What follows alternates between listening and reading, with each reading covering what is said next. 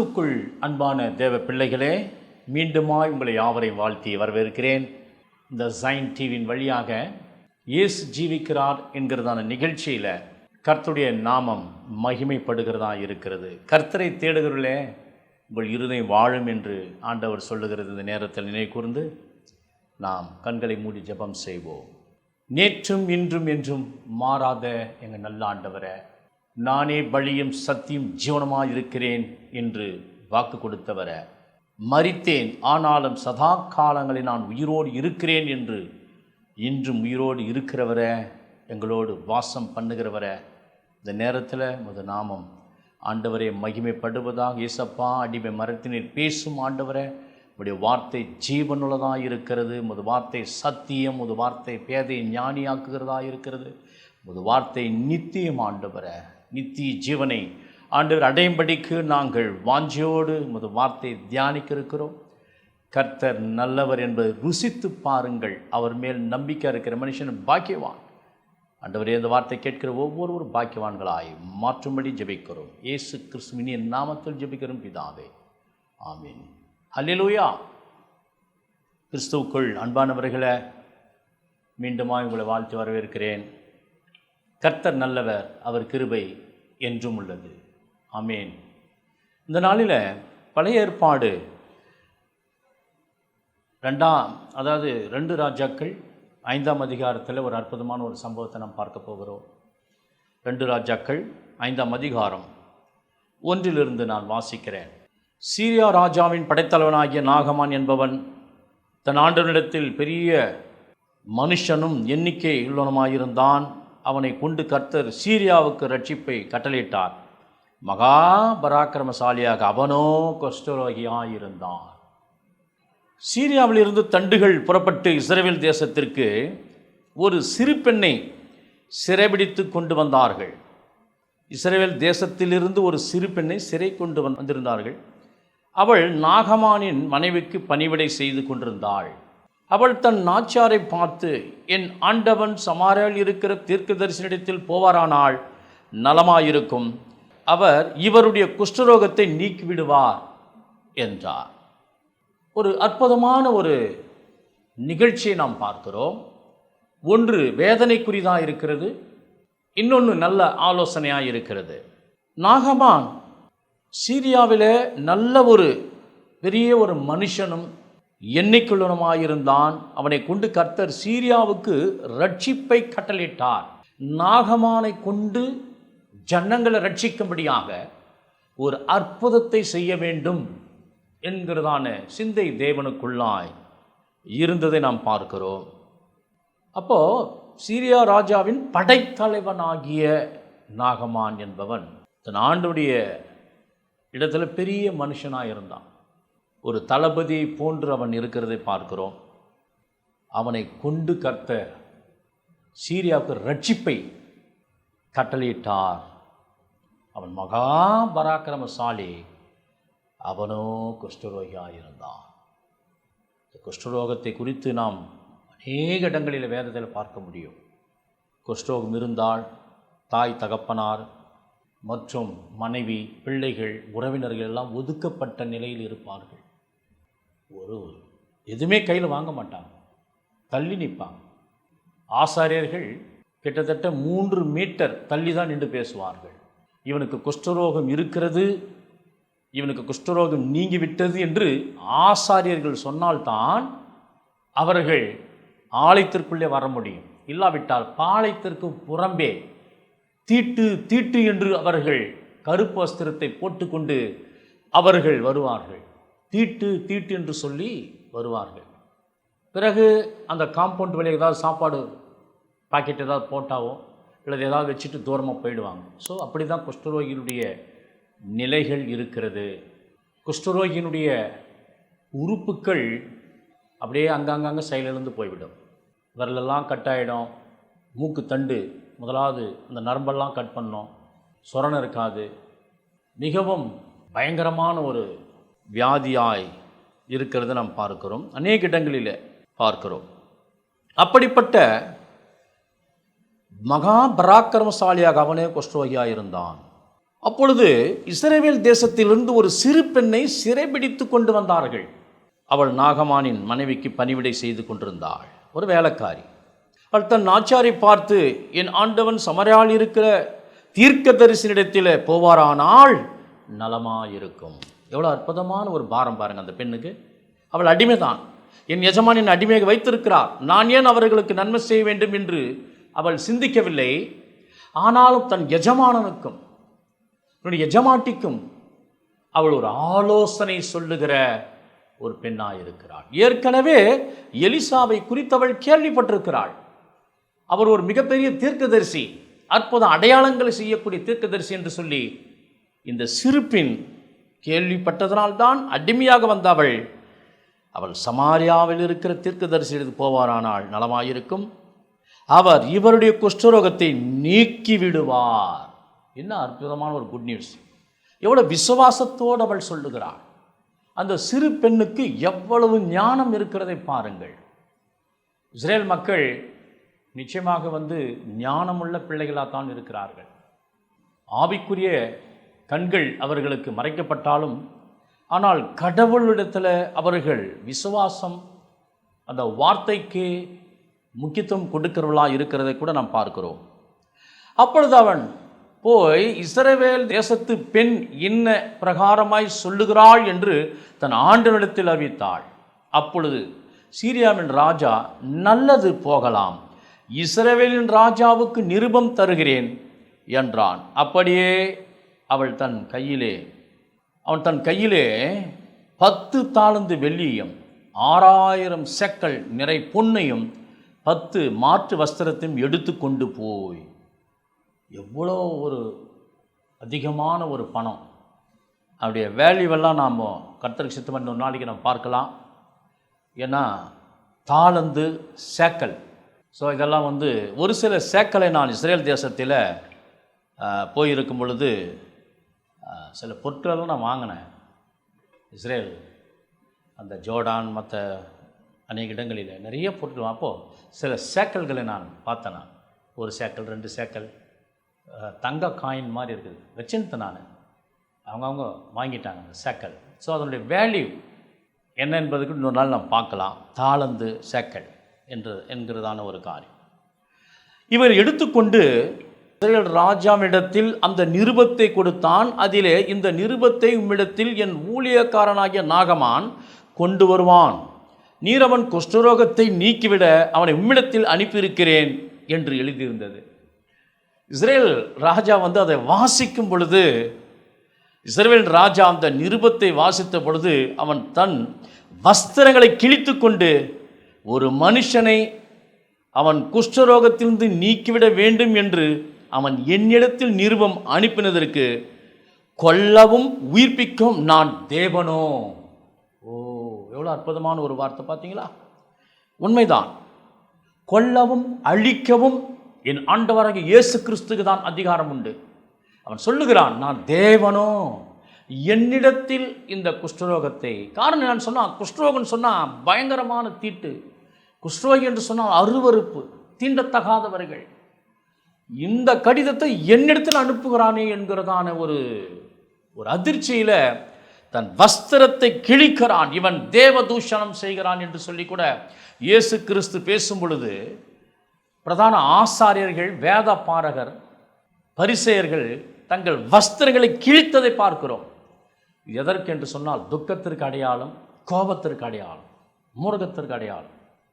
கடவுளுக்கு விரோதமாக இவன் பேசிவிட்டான், தன் வஸ்திரங்களை கிழித்தார்கள் என்று சொன்னால் அதை விட ஒரு பெரிய பாவம் ஒன்றும் இல்லை என்பது அவருடைய பார்வையில் இருக்கிறது.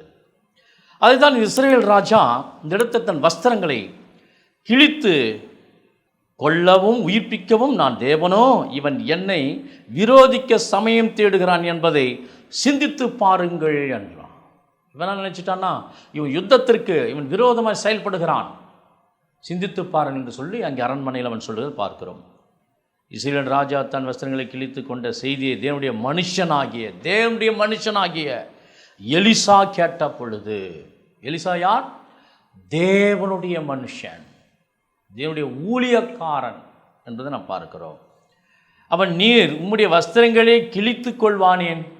இவர் சவால் விடுறார் பாருங்க தீர்க்கதரிசி, நீ ஏன்பா அவன் வஸ்திரத்தை கிழித்து கொள்ளுகிறாய்? அவன் என்னிடத்தில் வந்து இஸ்ரவேலிலே தீர்க்கதரிசி உண்டு என்பதை அறிந்திருக்க வேண்டும் என்று ராஜாவுக்கு சொல்லி அனுப்பினான். இல்லையா? எலிசா தீர்க்கதரிசி எவ்வளோ தைரியம்! இந்த தைரியம் எப்படி தெரியுமா? எலிசா கையில் இருந்தார், எலியா கையில் இருந்தார். எலியா கையிலிருந்து எலிசா செயினானு 2 மடங்கு ஆசீர்வாதத்தை அபிஷேகத்தை பெற்ற ஒரு எலியாலாம் இன்னும் பயங்கரமாக அவர் சவாலோடு வாழ்ந்த ஒரு தீர்க்கதரிசி. அவருடைய சிஷ்யன்தான் இவர் எலிசா. இவர் சொல்கிறார் பாருங்க, அவனை என்னிடத்தில் ஆள் அனுப்பி அவனை அனுப்புங்கன்னு சொன்ன உடனே அப்போ என்ன பண்ணுறாங்கன்னா, அப்படியே நாகமான் தன் குதிரைகளோடும் தன் ரதத்தோடும் வந்து எலிசாவின் வாசற்படியிலே நின்றான். அப்பொழுது எலிசா அவனிடத்தில் ஆள் அனுப்பி, எலிசா வந்து உடனே பார்க்கலாம், ஆள் அனுப்புகிறார். யாருன்னா கேயாசி இருக்கிறார், எலிசானுடைய அசிஸ்டன்ட் ஒருத்தர் இருக்கிறார். தீர்க்கதரிசி புத்திரர்கள் நிறைய பேர், மாணவர்கள் நிறைய பேர் இருக்கிறாங்க. அதில் கேயாசி அவர் இருக்கிறார். நீ போய் யோர்தான் 7 தரம் ஸ்நானம் பண்ணு, அப்பொழுது உன் மாம்சம் மாறி நீ சுத்தமாவா என்று சொல்ல சொன்னான். யோர்தான் நதி இன்றைக்கும் அது அற்புதமாய் ஓடிக்கொண்டிருக்கிறது. யாட்டானிக் என்று சொல்லுகிறார்கள். மேலே தான் புத்தகத்திலிருந்து அது அப்படியே மேலிருந்து கீழே வருகிறது. இந்த யோர்தான் நதியில் நிறைய விசேஷங்கள் உண்டு. யோர்தானில் 7 தரம் ஸ்நானம் பண்ண சொல்லுகிறான். அதற்கு நாகமான் கடும் கோபம் கொண்டு புறப்பட்டு போய் அவன் வெளியே வந்து நின்று தன் தேவனாகிய கர்த்தருடைய நாமத்தை தொழுது தன் கையினால் அந்த இடத்தை தடவி இவ்விதமாய் குஷ்டரோகத்தை நீக்கிவிடுவான் என்று எனக்குள்ளே நினைத்தேன். இவருடைய கற்பனை எப்படி இருக்கு பாருங்க. டாக்டர்கள் நம்ம போகிறோம், டாக்டரை பார்த்தீங்களா, ஐயோ டாக்டர் என்னை தொடவே இல்லை, அது என்னவோ காதில் வச்சு பண்ணுறாங்களா, அது கூட வச்சு பார்க்கல, ஒன்றுமே இல்லை, தொடவே இல்லை, ஏதோ ஒரு ஊசி போட்டாங்க, நல்லாவே ஆகலை.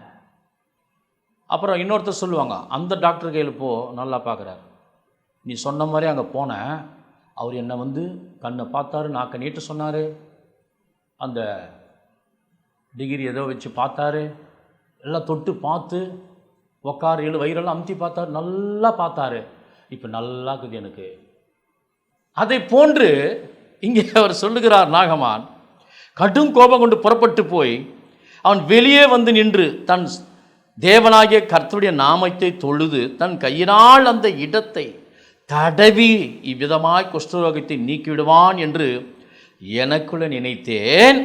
நான் ஸ்நானம் பண்ணி சுத்தமாகிறதற்கு இஸ்ரவேலின் தண்ணீர்கள் எல்லாவற்றை பார்க்கிலும் தமஸ்குவின் நதிகளாகிய ஆப்னாவும் பர்பாரும் நல்லதல்லவோ என்று சொல்லி உக்கிரத்தோடு திரும்பி போனான்.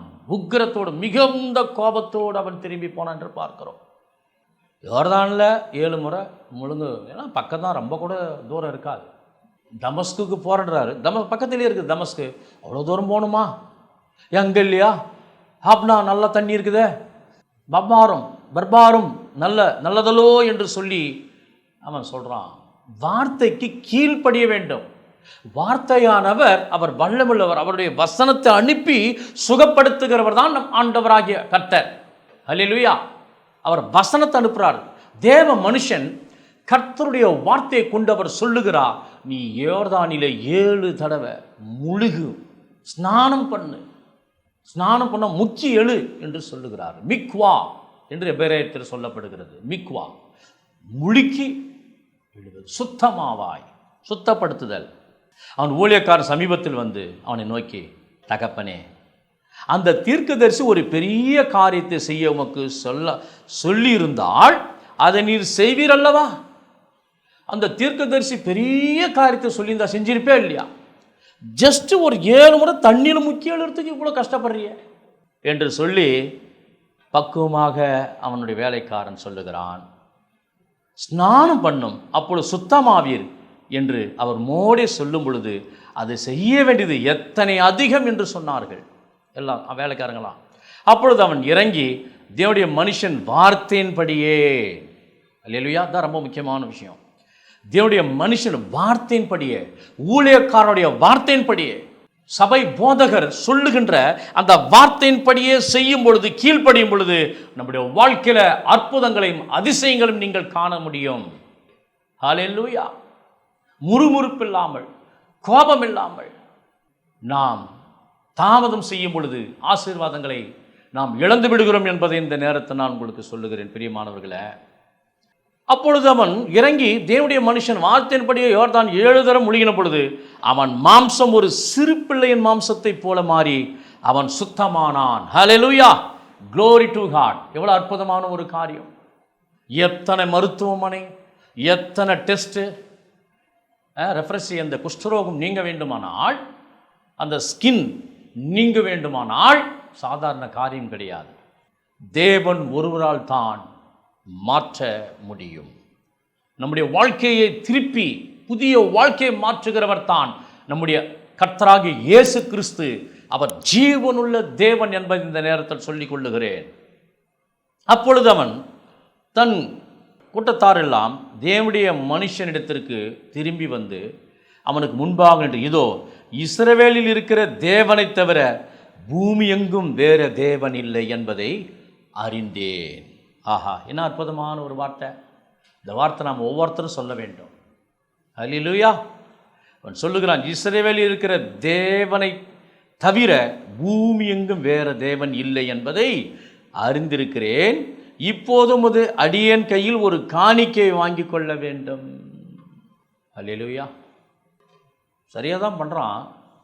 ஆனால் தேவனுடைய மனுஷன் எப்படி பார்க்குறார்? அதற்கு அவன், நான் வாங்குகிறதில்லை என்று கர்த்தருக்கு முன்பாக அவருடைய ஜீவனை கொண்டு சொல்லுகிறேன் என்றான். வாங்க வேண்டும் என்று அவனை வருந்தினாலும் தட்டுதல் பண்ணிவிட்டான். ஹல்லேலூயா. தேவனுடைய மனுஷனுக்கு கீழ்ப்படிந்து ஒழுங்காக வந்து அவன் அந்த யோர்தானிலே முழுகி அவன் என் ஆண்டவனே எனக்கு சுகம் ஆயிடுச்சு என்று சொல்லி கீழ்ப்படிந்து ஒரு வேலை அவன் மகிழ்ச்சியோடு காணிக்க கொடுத்துருந்தா கூட தேவனுடைய மனுஷன் வாங்கியிருப்பார். அந்த மூர்க்கன்னா என்ன திட்டின்னு போனானோ தெரில. என்ன உன்னை நம்பி வந்தான், நீ எல்லாம் ஒரு தேவ மனுஷனா, நீ ஊழியக்காரனா, என்னை அங்கே இவ்வளோ நான் ட்ராவல் பண்ணி வரேன், இந்த மறுபடியும் போய் அவ்வளோ தூரம் என்னை முழுங்க சொல்கிறியே கூட சொல்லியிருக்கலாம். இப்போதானா வந்தேன் நான், இந்த மாதிரி பண்ணுற ஏதாவது தடவி கிடவி என்னங்கன்னு ஏதாவது ஜபம் பண்ணி தடவி ஏதாவது அற்புதம் செய்வேன் ஆண்டவர் நாமத்தில் நினச்சேன் என்று சொல்லி அவன் கண்ணாமன்னு பேசியிருக்கலாம்.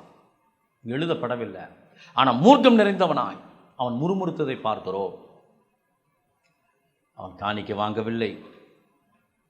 அப்பொழுது நாகமான், ஆனால் 2 கோவேறு கழுதை சுமக்கத்தக்க 2 போதி மண் முது அடியேனுக்கு கட்டிட வேண்டும். முது அடியேன் இனி கர்த்தருக்கே அல்லாமல் அந்நிய தேவர்களுக்கு சர்வாங்க தகனத்தையும் பலியையும் செலுத்துவதில்லை. ஒரு ரிக்வெஸ்ட் வைக்கிறாங்க நாகமான். ஆனாலும் 2 கோவேறு கழுதைகள் சுமக்கத்தக்க 2 போதிமண். போதிமண், இந்த போதி மண் என்பது என்னன்னா, அந்த போதி மரம் என்று சொல்லுகிறார்களே, அதை போன்று போதி மண், போதி மண் என்று சொல்லப்பட்டிருக்கிறது. இந்த போதி மரத்துக்கு கீழே தான் புத்தருக்கு ஞானம் வந்துச்சு என்று சொல்லுவார்கள். ஸோ அதை போல் போதி மண், 2 போதி மண் முது அடியேனுக்கு கட்டிட வேண்டும். முது அடியேன் இனி கர்த்தருக்கே அல்லாமல் அந்நிய தேவர்களுக்கு சர்வாங்க தகன பலி செலுத்துவதில்லை. உடனே அவர் சொல்கிறாரு,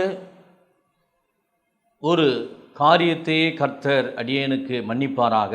என் ஆண்டவன் பணிந்து கொள்ள ரிம்மோன் கோவிலுக்கு பிரவேசிக்கும் பொழுது நான் அவருக்கு கைலாகு கொடுத்து ரிம்மோன் கோவிலே பணிய வேண்டியதாகும். இப்படி ரிம்மோன் கோவிலில் நான் பணிய வேண்டிய இந்த காரியத்தை கர்த்தரும் அது அடியனுக்கு மன்னிப்பாராக. ஏதோ ஒரு பொருத்தனை இருக்குது. நான் நல்லா ஆயிட்டா இந்த மாதிரி செய்வேன்.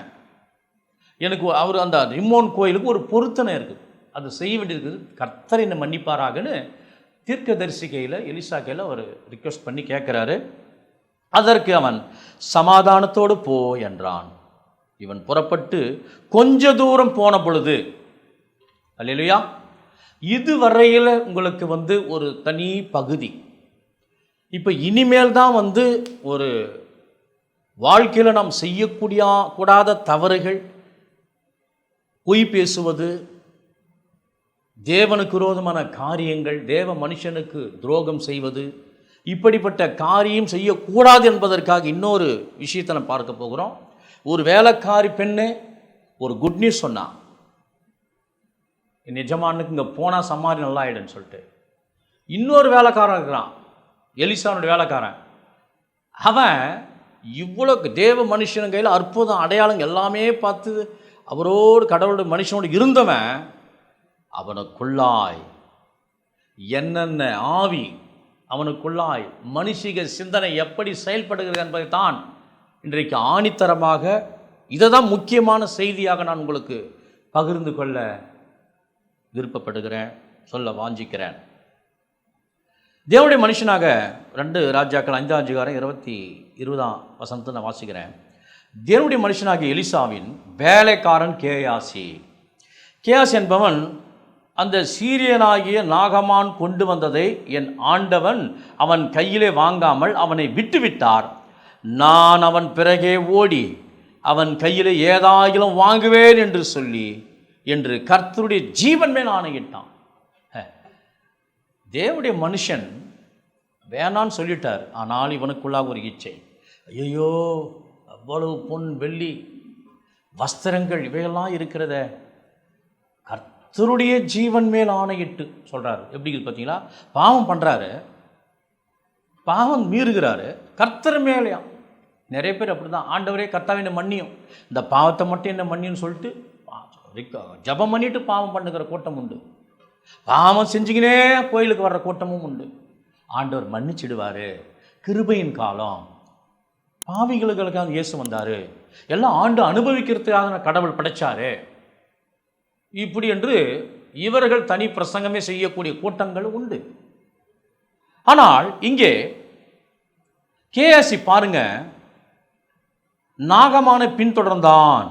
அவன் தன் பிறகு ஓடி வருகிற நாகமான் கண்ட பொழுது அவனுக்கு எதிர்கொண்டு போக ரதத்தில் இருந்து குதித்து சுக செய்தியா என்று கேட்டான். அதற்கு அவன் சுக செய்திதான், தீர்க்க தரிசன புத்திரர் 2 வாலிபர் இப்பொழுதுதான் எப்ராயிம் மலைதேசத்திலிருந்து என்னிடத்தில் வந்தார்கள். அதாவது எஜமான் கையில் வந்தார், எலிசா தீர்க்க தரிசிகள் வந்தார்னு சொல்லியிருந்தா கூட ஓரளவுக்கு நம்பலாம். இவர் ஒரு அசிஸ்டண்ட்டு, இன்னும் சரியாக அவர் ரட்சிக்கப்படலை, கூட இருக்கிறார், ஒரு மாணவனாக இருக்கிறார். என்னிடத்தில் வந்தார்கள், அவர்களுக்கு 1 தாலந்து வெள்ளியும் 2 மாற்று வஸ்திரங்களையும் தர வேண்டும் என்று கேட்க என் எஜமான் என்னை அனுப்பினார் என்று பொய்யான ஒரு விஷயத்தை சொல்லுகிறதை பார்க்கிறோம். முதலாவது பிசாசு, அந்த மனுஷிக இச்சை, அந்த பொருட்கள் மீதும் அந்த வஸ்திரம் இச்சை அவனுக்குள்ள வருகிறது. கர்த்தருடைய ஜீவன் மேல் ஆணையிட்டு அவர் பின்தொடர்றார். அது மாத்திரமில்லை, அங்கே என்ன சொல்கிறார்னா, என் எஜமான் அனுப்பினார் என்றான். அதற்கு நாகமான், தயவு செய்து 2 தாலந்தை வாங்கிக்கொள் என்று சொல்லி அவனை வருந்தி 2 தாலந்து வெள்ளி, 2 பைகள், 2 மாற்று வஸ்திரங்களோடு கட்டி அவனுக்கு முன்பாக சுமந்து போக தன் வேலைக்காரன் 2 பேர் மேல் வைத்தான். 2 வேலைக்காரன் அனுப்புகிறாருங்க தூக்கின்னு போகிறதுக்கு. தூக்கின்னு போய் அப்படியே போகிறார், வாங்க வாங்க வாங்கன்னு சொல்லிட்டு. அவன் மேட்டண்டைக்கு வந்த போது, ஆவி என்ன அழகாக எழுதுறார் பாரு, அந்த மேட்டை வந்து அவன் அதை அவர்கள் கையிலிருந்து வாங்கி வீட்டிலே வைத்து அந்த மனுஷரை அனுப்பிவிட்டான். அவர்கள் போய்விட்டார்கள். ஆனால் நேராக அவர் வீட்டில் போய் செட்டில் பண்ணிடுறார். பார்த்தீங்களா, பண ஆசை எல்லா தீமைக்கு வேர் என்று சொல்கிறது பார்க்கிறோம்.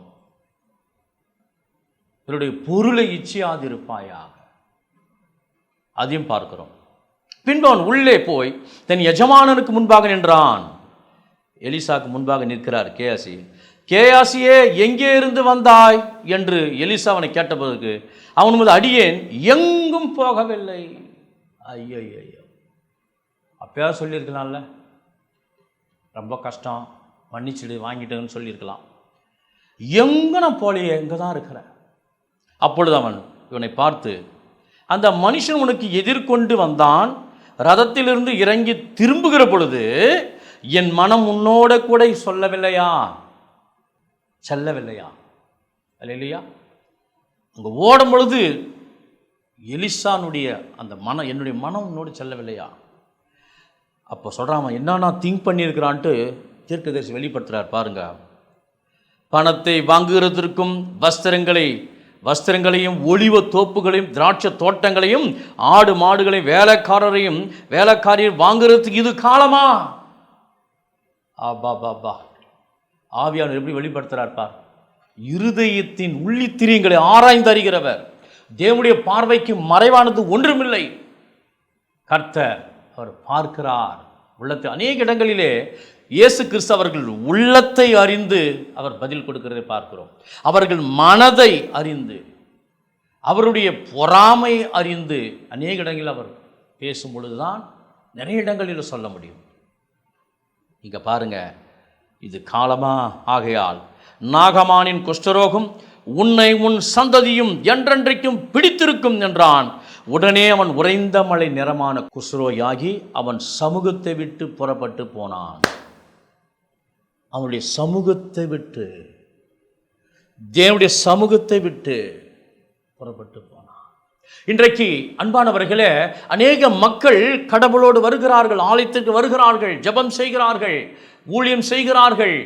ஆனால் அவர்களுடைய நிலை எப்படி என்று சொன்னால், ஏதாவது கிடைக்குமா, இங்க போனால் ஏதாவது கிடைக்குமா, குஷிப்படுத்துவது, ஊழியரை உற்சாகப்படுத்துவது, ஊழியருக்கு ஐஸ் வைக்குவது.